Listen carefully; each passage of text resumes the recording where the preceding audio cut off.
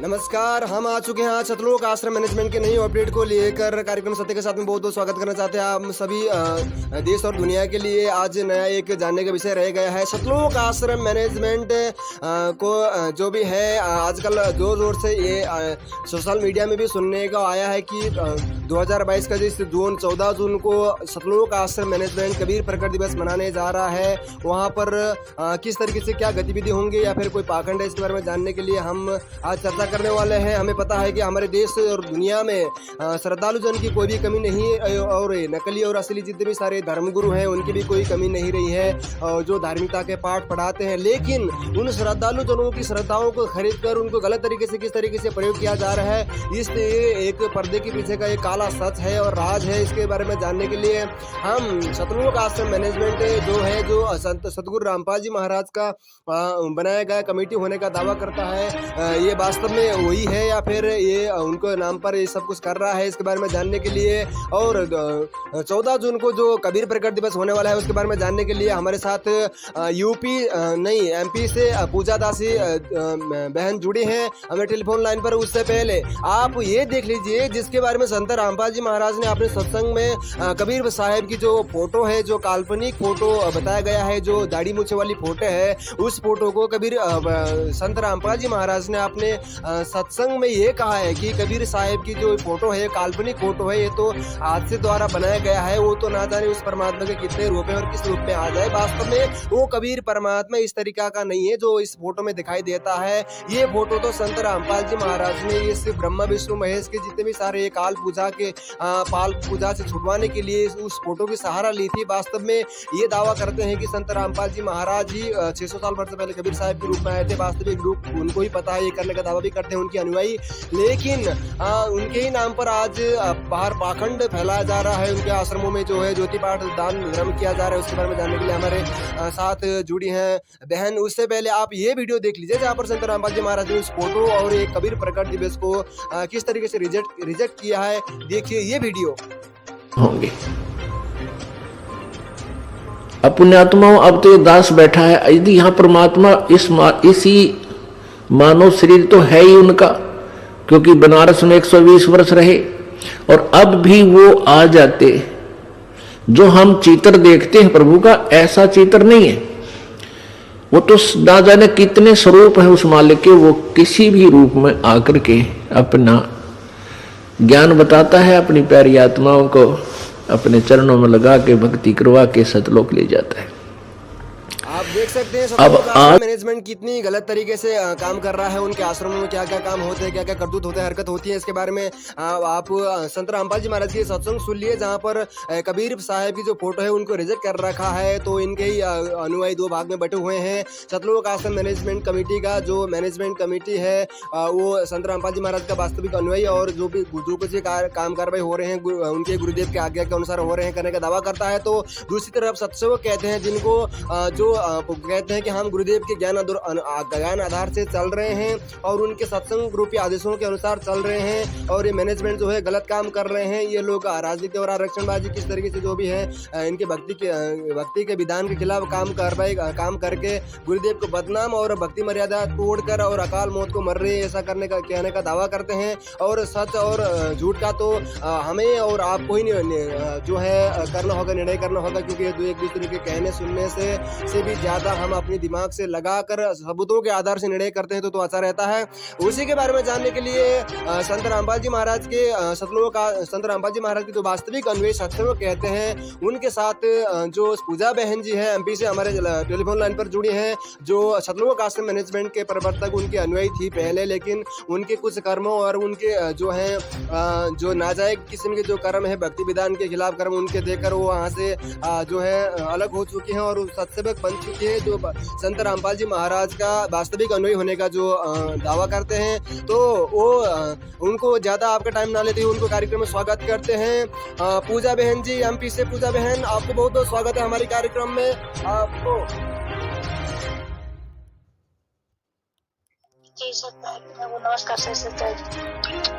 जी बहन जी, हम आपका ज़्यादा टाइम ना लेते हुए हम सबसे पहले आपसे हमें जानना चाहेंगे कि सतलुज आश्रम मैनेजमेंट जो कुछ भी काम कार्रवाई कर रहा है आप लोगों के गुरुदेव के आदेशों को बताकर, क्या कबीर प्रकट दिवस मानने के लिए आपका गुरुदेव का कोई आदेश है? आपके गुरुदेव ने बताया है कि ये कबीर प्रकट दिवस मनाना चाहिए, उनके ना जेल में रहने सहने से ही कबीर दिवस प्रकट दिवस मनाना चाहिए, या फिर आपके भक्ति विधान के तहत, या क्या कितना सही है?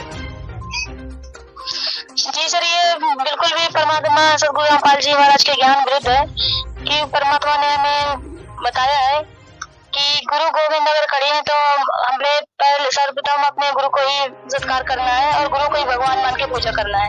जैसे कि कोई अगर आम का एक फोटो रख दे और एक आम रखा है तो हम फोटो को थोड़ी ना खाएंगे, हम तो आम को खाएंगे ना जो असली आम है।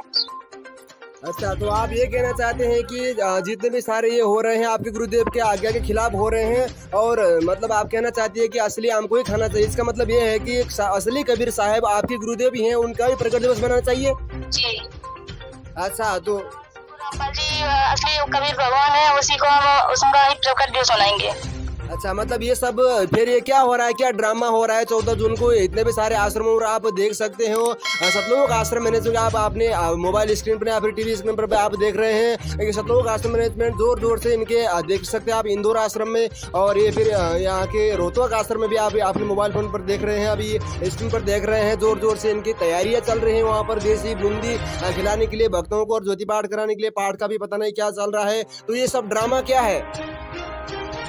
वो सब मनमाना चला कर रहे हैं, परमात्मा का आदेश बताकर, सदगुरुदेव जी का आदेश बताकर केवल भक्तों को गुमराह कर रहे हैं, भक्तों को काल के मुंह में ले जाना चाहते हैं और माया सब इकट्ठा कर रहे हैं, बस यही कारण है उनका उद्देश्य। अच्छा, तो इसका मतलब फिर सब कुछ हो रहा है, ये आपके भक्ति विधान के खिलाफ सब कुछ काम चल रहा है? जी बिल्कुल, भक्ति विधान के खिलाफ है सब। अच्छा, तो मतलब इतने सारे मतलब आपके गुरुदेव के अनुसार ये सब कुछ नहीं हो रहा है? जो भी कमेटी है आपके गुरुदेव ने नहीं बनाया है क्या ये सब? जी नहीं बनाया, परमात्मा ने, गुरुदेव ने नहीं बनाया है। जी, इसके बारे में जानने के लिए आप देखिए हमारे इस वीडियो को, जहां पर संत रामपाल जी महाराज ने इन्होंने ही हमारे साथ ये सबूत पहुंचाए थे। संत रामपाल जी महाराज ने सारे मीडिया के सामने, उन्होंने जेल में जाते जाते पहले ही उन्होंने सारे मीडिया के सामने ये बता दिया कि राष्ट्रीय समाज सेवा समिति जो वहाँ पर काले कपड़े पहने कर जो पर भक्तों या फिर जगतों को या पुलिस वालों के सिर पर लठ मारने के लिए पेट्रोल पंप लेकर खड़े हुए थे, वहाँ पर काले गुंडे कमांडोज, ये संत रामपाल जी महाराज ने नहीं बनाया। और जे RSS राष्ट्रीय समाज सेवा समिति और मैनेजमेंट जिसको कहते हैं सतलुज आश्रम मैनेजमेंट, ये संत रामपाल जी महाराज ने नहीं बनाया और ये अपनी मनमानी चला रहे हैं। इसके बारे में संत रामपाल जी महाराज ने पूरी मीडिया के सामने ये बयान दिया था कि ये मैंने नहीं बनाया, ये सब झूठा है और मेरे ऊपर जितने भी सारे मुकदमे लगे हैं ये सारे के सारे फर्जी हैं, सारे के सारे झूठे हैं। देखिए ये वीडियो। झूठे कैसे हैं? आपके ऊपर आपके गुंडे इतने खड़े थे वहाँ पे, हजारों आदमी हरियाणा पुलिस से। मेरे नीचे राष्ट्रीय समाज सेवा समिति नहीं तो आपकी समिति है? अरे आपकी समिति है बाबा, आप अपने आप को संत कहते हैं, आप संत कहना लायक भी है? आप आपसे भी जवाब दीजिए। आपके वहाँ इतनी देख सकते हैं आप संत रामपाल जी महाराज ने यहाँ पर सीधा सीधा इनको रिजेक्ट कर रखा है कि सतलुज आश्रम मैनेजमेंट को अपना अनुयायी होने का ना होने का उनके संत रामपाल जी महाराज ने उनको रिजेक्ट कर रखा है। इसका मतलब ये रहता है कि बाहर जितने भी सारे काम करवाई हो रहे हैं उन्हीं के नाम पर ये सब धार्मिक धंधा चल रहा है, ये सब कुछ हो रहा है। तो पूजा बहन जी हमारे लाइन पर जुड़ी रहे हैं, उनसे हमसे आप ये जानना चाहेंगे कि क्या इस तरह से 500 से ज्यादा आश्रम या फिर दुकान बोले, आश्रम बोलते हैं, दुकान कहेंगे तो उनके अनुयायी को, जो नकली अनुयायी है उनको बुरा लगेगा, 500 आश्रम बनाकर और ये पाठ प्रकाश कर रहे हैं, पाठ प्रकाश ज्योति पाठ हो रहे हैं, या ये कितना भक्ति विधान के अनुसार कितना सही है? और ये पाठ प्रकाश करने से और ये ज्योति पाठ करने से आपके भक्तों को कोई लाभ हो रहा है क्या? ये सर वो हमारे गुरुजी ने मना किया है कि गुरु बिन दान पुण्य जो करे मिठ्ठा हो कबू न फले, और ये लोग जो दान कर ले रहे हैं न भक्तों से, इसका दुरुपयोग कर रहे हैं। बिल्कुल भी इन्हें कोई आदेश नहीं है और जो आश्रम खोल कर रखे हैं, परमात्मा ने, हमारे गुरुदेव जी ने बोल रखा है कि बच्चों एक आश्रम खोलो, उसमें सब कोई प्यार से रहो। और ये 500 आश्रम खोल के हर जिला में केवल ये भक्तों को लूटने के लिए बैठे हुए हैं। अच्छा, तो मतलब आपके जितने भी सारे 500 से ज्यादा आश्रम है वहाँ पर बनाए गए हैं। इसके बारे में आपके संत रामपाल जी महाराज ने भी एक सत्संग में बताया था, जिसका क्लिप हमें हाथ लगा गया है। आप देखिए ये वीडियो जहाँ पर संत रामपाल जी महाराज ने आश्रमों के खिलाफ ये बताया है कि आश्रमों को लेकर ज्यादा झगड़ना पकड़ना और ये जितने भी आश्रम की लेन देन होती है और राग द्वेष और इसके जो भूख होती है उसके बारे में संत रामपाल जी महाराज ने अपने सत्संग में क्या बताया है, देखिए ये वीडियो। यह संतान ही नहीं होती। प्रभु नहीं चाहते इस गद्दी वद्दी को, पर हम ढीठ हो गए। हम फिर उसको एक रोजी रोटी का धंधा बना लेते हैं और यहीं से सारी बात बिगड़ी हुई। इसी बीमारी को तो कबीर साहब गरीबदास गीसा संत जी महाराज ने निकाला था, अब इन मनमुखी लोगों ने फिर बना लिया।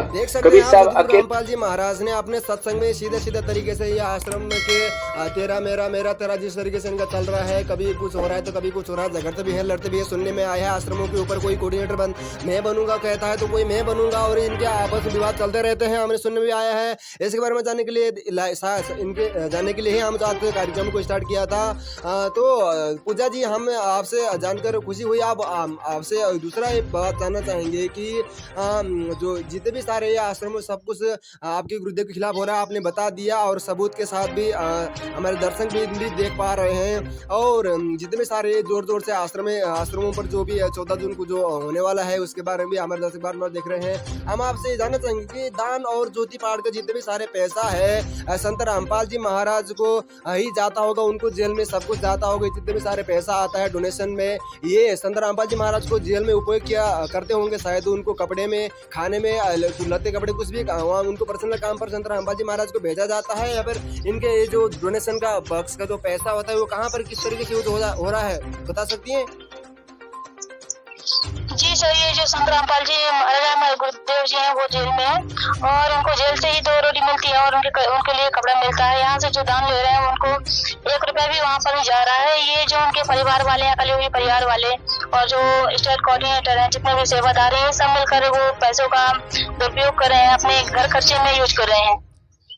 इसका मतलब ये पैसे अपने घर खर्चे में और अपने पर्सनल काम पर यूज कर रहे हैं। तो ये सुनने में भी आया था कि ये लोग जो है अपने लग्जरी जीवन जी रहे हैं। कोई तो महंगी महंगी गाड़ी कार खरीद कर कोई कुल्लू मनाली घूमने जा रहा है, कोई गधे के ऊपर बैठकर फोटो खिंचा रहा है, कोई गाड़ी के ऊपर अपना पैर रखकर टायर पर पैर रखकर फोटो खिंचवा रहा है, कोई अपने ससुराल में गाड़ी लेकर दिखावा चला रहा है, अपनी कुर्तियों को फिर से स्टार्ट कर रहा है। जो संत रामपाल जी महाराज ने कुर्ती बंद कर रखी थी, वो कुर्ती और वो कुकर्म इनके ही अनुयायी होने का दावा करने वाले जो फर्जी भगत हैं, जो संत रामपाल जी महाराज से अपने लाभ और अपने व्यक्तिगत स्वार्थ के लिए जुड़े हुए थे, जो आत्म कल्याण को दूर रखते हुए 600 किलोमीटर दूर रखते हुए और अपने जो अपने पर्सनल और अपने फायदे के लिए जो जुड़े हुए थे, उन फर्जी लोगों को जो है कुकर्म कर रहे हैं। उसके बारे में आप भी देख रहे हैं, सुनने में भी आया था कि लोग दुरुपयोग कर रहे हैं। इसका मतलब पूजा जी, आप इसका मतलब ये है कि जितने भी सारे दान का पैसा डोनेशन का बक्स आता है वो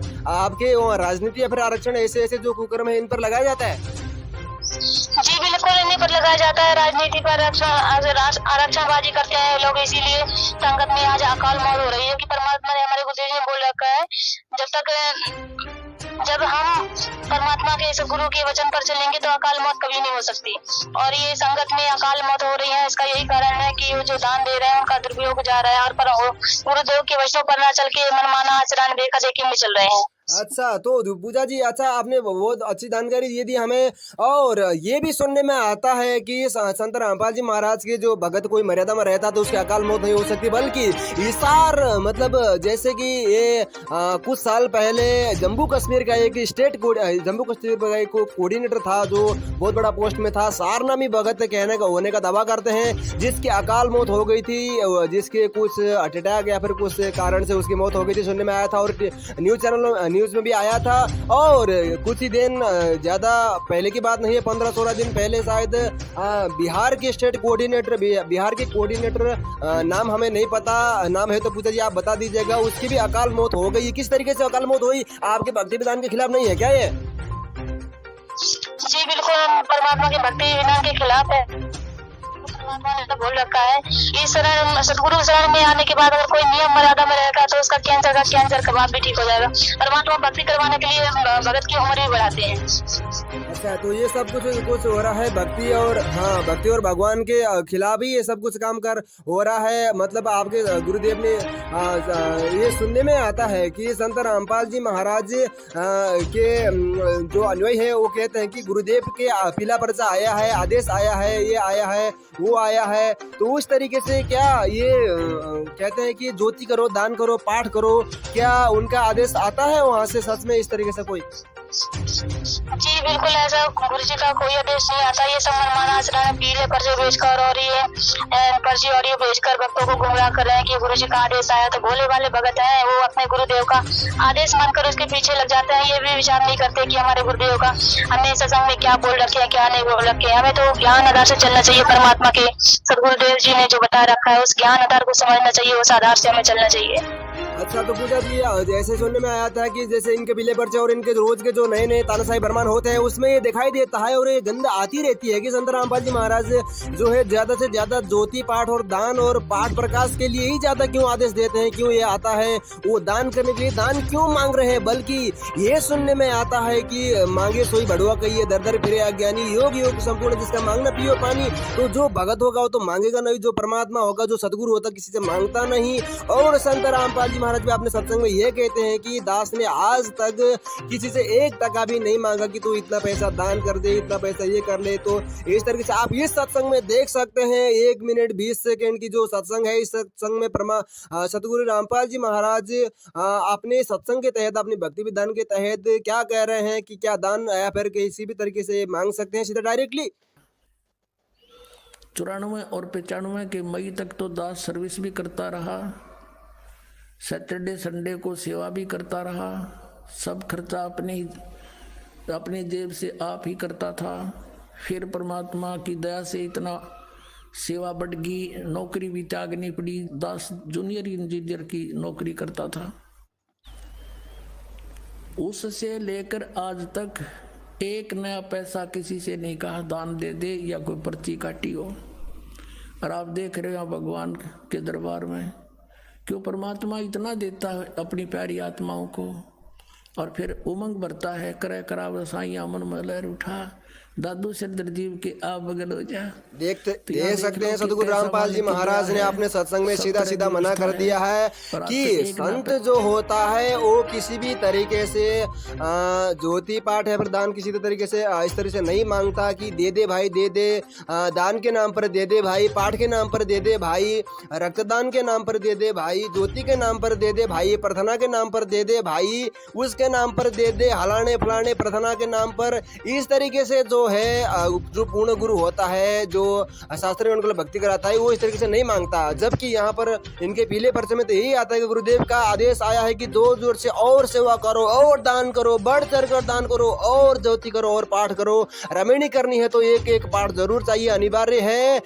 20,000 या फिर कितने 22-23,000 का कितना पाठ प्रकाश है पता नहीं, 15-16 हजार का या फिर कितना उनके जो लिया करते हैं। तो हम ये जानना चाहेंगे पूजा जी आपसे कि आपकी संगत ये भेड़ बकरी की तरह क्यों? मतलब कि हमें ये कहना चाहते हैं कि जैसा कहते हैं कि असंगत को कोई भाई बता रहा था कि कातिया का कुत्ता की तरह बना दिया है, कोई मतलब इधर आते तो उधर, उधर जाते तो उधर। इस तरीके से आपके संगत को क्यों नचाया जा रहा है और कौन नचा रहा है? इसकी सबसे बड़ा कारण क्या है, किस तरीके से नचाया जा रहा है? उसका कारण यह है कि ये लोग गुरु जी का आदेश बताकर ये पीला पर्चा निकालते हैं और उसमें अपनी मनमानी आदेश बताकर और भक्तों को बोलते हैं ये गुरुदेव का आदेश है, फर्जी ऑडियो भेजते हैं। उस कारण से संगत इनके पीछे लगी हुई है अपने गुरुदेव का आदेश मानकर। अच्छा, तो मतलब इसका मतलब ये है कि जैसे कि नेपाल से कोई भगत सुनने में आया था कि नेपाल से इनकी अनुयायी संत रामपाल जी महाराज के जितने भी भोले अनुयायी हैं उनको पीला पर्चा या फिर ऑडियो डालकर नेपाल से भी गाड़ी रिजर्व कर करके और पाकिस्तान से, यहाँ नहीं इंडिया नहीं पाकिस्तान और नेपाल से भी इनके भक्तों को जो है गुमराह करके वहाँ से गाड़ियों में डाल के वहाँ से लिया जा रहा है। और 14 जून को वहाँ पर उनको शो में अच्छी तरह से उनको जो है घिसाया जाएगा और उनके जितने जेब है उनको खाली किया जाएगा और उनको जो है उनके पास में जेब में कौड़ी भी ना रखकर उनको फिर वापस कर दिया जाएगा, ऐसा सुनने में आया है और देखा भी जा रहा है इनके, क्योंकि इनके जोर जोर से यूट्यूब या फिर फेसबुक पर भी आप देख सकते हैं वहाँ पर ये लोग वीडियो डाल रहे हैं, अपलोड कर रहे हैं कि 14 जून को कबीर प्रकट दिवस है, हमें सबको आना है और खोलकर दान करना है और खोलकर सेवा करना है, इस तरीके से आपको सुनने में आया है। तो जितने भी सारे हो रहे हैं पीले पर्चे ऑडियोज वीडियो, इसी की वजह से ही आपके संगत नेपाल और वहाँ से इतनी भोलेपन में भेड़ बकरी की तरह दौड़ दौड़ कर आ रही है। क्या उनको नहीं पता है क्या सच्चाई, या फिर संत रामपाल जी महाराज ने इनको रिजेक्ट कर रखा है आश्रम, उनके भाई और उनके रिश्तेदार कोऑर्डिनेटर स्टेट कोऑर्डिनेटर इन्होंने अपने धार्मिक धंधे के लिए स्टार्ट किया है, ये बात उनको पता नहीं है क्या? वो देखना नहीं चाहते, वो सब परमात्मा ने तो बता रखा है, गुरुदेव ने अपने संगों में सब बता रखा है, लेकिन ये साथ संगति से ना जुड़ने के कारण ये मनमाने आंदोलन कर रहे हैं, जो उनके परिवार वाले आदेश दे रहे हैं पीले पर्चे में और ये फर्जी ऑडियो आ रही है, उन्हीं के पीछे लगकर अपना समय बर्बाद कर रहे हैं, अपना ये मानव जन्म बर्बाद कर रहे हैं। अच्छा, तो जितने भी सारे ये काम कर में हो रहे हैं, इतने नेपाल से दौड़ कर भगत भाई आ रहे हैं, वो पता नहीं वहाँ आकर क्या होगा, उस 14 जून को पता नहीं बारिश हो जाएगी, ओले पड़ जाएंगे, भूकंप आ जाएगा, क्या हो जाएगा वहाँ पर। इतने सारे भगत भाई हैं तो उनके कुछ भी हो सकता है, क्योंकि इनके भक्ति के खिलाफ ये सब कुछ हो रहा है, तो कुछ भी हो सकता है, वो तो उसी दिन पता चलेगा क्या होगा क्या नहीं होगा। और इनके आश्रमों में और इनके सत्संग में गोली भी चल जाती है, कभी तो कभी कुछ भी मौत भी हो जाती है, कभी हानाहान भी हो जाता है, तो कभी इन्हीं सत्सेवक जो साथ संगति करते हैं, जहाँ पर संत समागम होता है, जहाँ पर भगत भाई इकट्ठा होकर इनके गुरुदेव जो परमात्मा है इनके, तो इनको भोग लगाया जाता है, वहाँ पर श्रद्धा से प्यार और प्रेम से रहा जाता है, तो उनके ऊपर जाकर लठ लेकर मार के उनको भगाया जाता है, वहां से उनको किस तरीके से उनको नाजायज तरीके से तंग किया जाता है, उनको दुखी किया जाता है, उनके भक्तिबोध पुस्तकों को छीना जाता है, माता बहनों के साथ उनके अश्लील हरकत किए जाते हैं। कोई विरोध करता है तो उसी को वहाँ पर ऐसे मारते हैं कि जैसे वो भगत कभी खड़ा ही ना हो सके, इस तरीके से कोमा में पहुंचा देते हैं, इस तरीके से मारते हैं। तो कोई ज़्यादा ही विरोध कर लेता है तो उसे सोचते हैं सुपारी देकर उसे मार दें, या फिर गुंडे की तरह गुंडे खरीद रखे हैं इन लोगों ने, कुछ सुनने में भी आया था और सबूत भी है हमारे पास, जरूरत होगी तो आपको दिखाते रहेंगे। और ये सतलोक आश्रम मैनेजमेंट जो है भगत के नाम पर ये कलंक दिखाई देते हैं, क्योंकि ये बाहर से भगत और अंदर से दरिंदे और गुंडे की तरह देखते हैं, क्योंकि इनके आश्रमों में अश्लील हरकत भी होते हुए हमारे पास सबूत आ गए। कुछ माता बहनों ने रोते हुए भी हम जो इनके भगत भाई हैं उनसे बात रोते हुए भी बात किया है कि मेरे साथ ऐसा कर दिया। आने वाले समय उसके भी वीडियो दिखाएंगे अगर जरूरत पड़ेगी तो। इससे पहले हम पूजा जी आपसे ये जानना चाहेंगे कि आपके अनुयायी में ये सब कुछ हो रहा है, आपके गुरुदेव के आज्ञा के खिलाफ हो रहा है, तो आप अंत में संदेशा क्या देना चाहते हैं? आपकी जो मैनेजमेंट कमेटी है, मैनेजमेंट आपकी नहीं है लेकिन ये होने का दावा करते हैं, ये मैनेजमेंट और आपके सत्सेवक और देश और दुनिया के लिए क्या संदेशा देना चाहती हैं? सभी के लिए बस यही संदेश है कि जो भी ये कुछ हो रहा है, मैनेजमेंट जो भी कर रहे हैं वो मनमाना आचरण कर रहे हैं। हम तो केवल जो संगत है वो केवल भक्ति के लिए जुड़े हैं, तो भक्ति तो परमात्मा के ज्ञान आधार से चलती है। परमात्मा जो हमें ज्ञान दे रखा है उस आधार से हमें चलना है, तो उस आधार से चलने के लिए और परमात्मा की जब तक हमें परमात्मा की पहचान नहीं करेंगे कि गुरु और गोविंद दो है या एक है, तो जब तक हमें ये पहचान नहीं होगी, जब हम पहचान नहीं कर पाएंगे गुरु गोविंद एक ही है, तब तक हमारी भक्ति नहीं चलेगी। और ये पहचान केवल साधु संगति से हो सकती है। क्या सही है क्या गलत है, कैसे हमें पहचान करना है, ये केवल साधु संगति से हो सकती है। तो साधु संगति में जुड़े और फिर इसके बाद फिर सच्चाई का आप सब पता चलेगा, क्या कैसे करना है, क्या कैसे भक्ति चलेगी।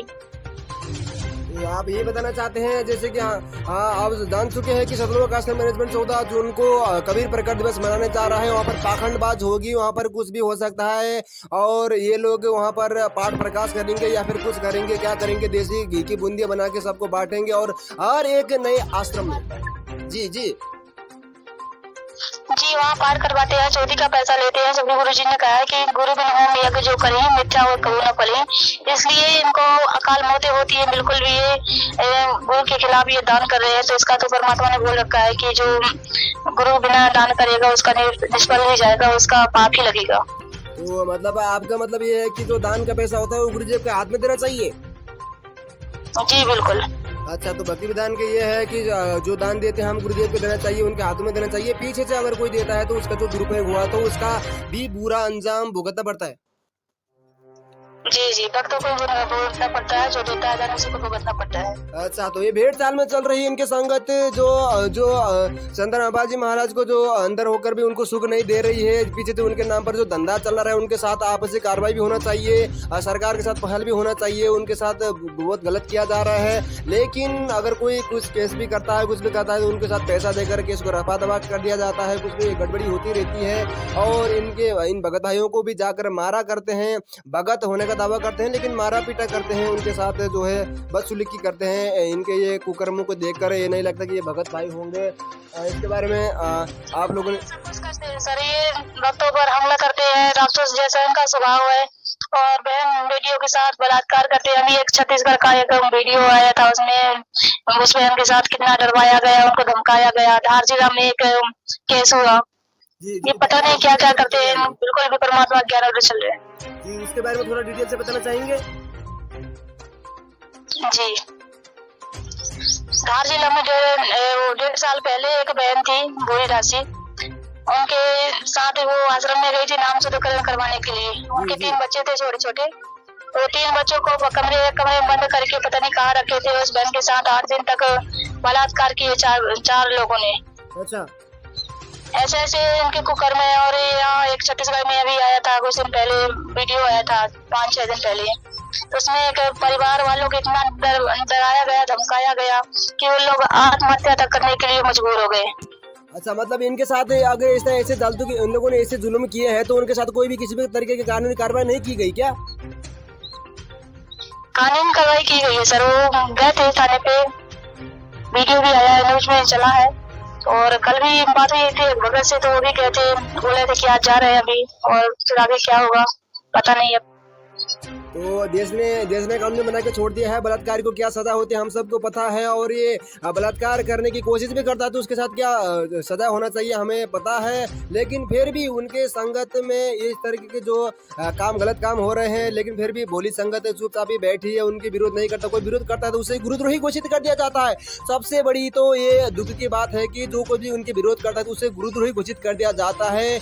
और गुरुद्रोही वास्तव में होता कौन है और किन किन को गुरुद्रोही घोषित कर दिया पता नहीं। लगता है 7-8 साल से इनके संगत में कितने 300-400 से ज्यादा भक्तों को शायद गुरुद्रोही घोषित कर दिया गया है ना? जी। अच्छा, तो इतने सारे भगत भाई को गुरुद्रोही घोषित कर दिया गया है? हाँ जी, अपने गुरुदेव के वचनों पर चलते हैं, उनको गुरुद्रोही साबित कर दिया जाता है। अच्छा, तो यही है यहाँ के नियम के। कोई अच्छाई के रास्ते पर चलता है तो आज संत रामपाल जी महाराज सच्चाई बोलने के कारण ही, और उनके वेद शास्त्र पुराण नकली जो पंडितों महंतों ने और मुल्ला पाजी और इन्होंने जो संगत को और देश और दुनिया को जिस तरह से भ्रमित करके रखा था, उनके खिलाफ आवाज उठाने से और इन राजनेताओं और इनके और जो भी हैं ये लोग गुंडे, इनके पक्ष में ना रहकर, उनकी चापलूस ना बनकर ही आज संत रामपाल जी महाराज जेल के अंदर है। अगर वो भी इस तरीके से कृतियों को आगे बढ़ाते हैं और रिश्वत और इस तरीके से गलत काम करते, तो सुनने में आता है कि वो आज जेल में नहीं होते। वो अपने सत्य और अपनी सत भक्ति चलाने और सच बोलने के कारण ही आज वो जेल है। तो उनके अंदर इस संगत में भी जो सच्चाई बोलेगा, सच्चाई की आवाज उठाएगा, तो उसके साथ भी वही होगी। तो एक सच्चा भगत की एक पहचान भी होती है। तो आप कुछ जाते जाते आप कुछ बताना चाहेंगे या फिर हमारे आप इस कार्यक्रम को यहीं पर रोकते हैं? जी सर, यही कहना चाहेंगे कि जो ये संगत चली है उनके पीछे उनका साथ छोड़े और सब सेवकों के साथ जुड़े, जिसमें से उनकी भक्ति आगे बढ़ेगी। जब तक इससे नहीं जुड़ेंगे साथ संगति से, तो वो नहीं पहचान पाएंगे क्या सही है क्या गलत है। पूजा जी, हमें ये बताइए कि आप बता रहे कि सात संगति जोड़ो, तो ऐसे सात संगति में ऐसी क्या बात है, क्या रहती है आपके ऐसे सात संगति में जहाँ पर जुड़ने की इस तरह से कह रहे हैं? साध संगति जो है तो उसमें परमात्मा के ज्ञान आधार से जो हम सत्संग सुनते हैं, हमें सत्संग ठीक से समझ में नहीं आते, तो उसमें बताया जाता है, आपस में चर्चा होती है, भगत इकट्ठा होते हैं, तो बताया जाता है कि हमारे गुरु जी देव ने ये बताया है, ऐसे बताया, आपस में चर्चा होती है, तो उसमें से ज्ञान बढ़ता है। तो उसमें से पता चलता है क्या सही है क्या गलत है। वहाँ पर ज्ञान चर्चा होती है और कुछ नहीं, मतलब वहाँ पर भगत संत साधुजन मिलकर वहाँ पर परमात्मा के ज्ञान चर्चा करते हैं।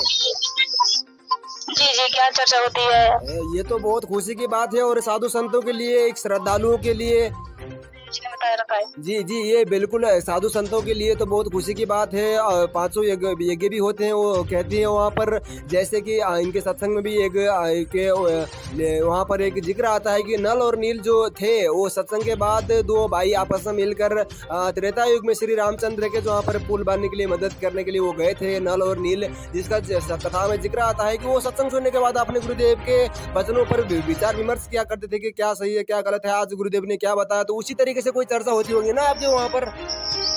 जी जी, इसी तरह से होती है। अच्छा, तो बहुत बड़ी, आपको बहुत बहुत धन्यवाद देना चाहते हैं हमारे कार्यक्रम सत्य का साथ आने के लिए। हमारे कार्यक्रम सत्य का साथ आप भी देखते रहिएगा और जितने भी सारे आपके संगत है उसको आप जगाते रहेगा। आपको बहुत बहुत धन्यवाद कार्यक्रम में आने के लिए। जी सर, सही, नमस्कार। जी नमस्कार। आप देख रहे थे कार्यक्रम सत्य का साथ। हमारे साथ जुड़ी हुई थी एमपी से पूजा दासी बहन, जो सतलोक आश्रम मैनेजमेंट की कमेटी की जो प्रवर्तक पहले थी, लेकिन बाद में जाकर उनके ही जो कुकर्मों को देखकर, उनके भक्ति विधान के खिलाफ के जो काम देखकर वो वहाँ से पीछे जा चुकी हैं सत्सेवक के पास, जहाँ पर संत समागम होती है, कोई पाखंड या फिर लेन देन का कार्यक्रम नहीं होता, जहाँ पर उनके गुरुदेव, उनके भगवान को भोग लगाया जाता है और कुछ भी नहीं। और साधु संगत को जो उनके गुरुदेव के जो ज्ञान और उस पर विचार विमर्श होता है, और ये एक धार्मिकता का पाठ पढ़ाने और सत्कर्म का एक ये भी है, और हमें भी इसका सपोर्ट करना चाहिए। और आप हमारे न्यूज़ चैनल को, इस हमारे कार्यक्रम को, सत्य का साथ कार्यक्रम को अंत तक देखने के लिए आपको बहुत बहुत धन्यवाद देना चाहते हैं। दूसरे न्यू अपडेट सतलोक आश्रम मैनेजमेंट रिलेटिव्स अपडेट के लिए हमें भी विदा दीजिए। नमस्कार।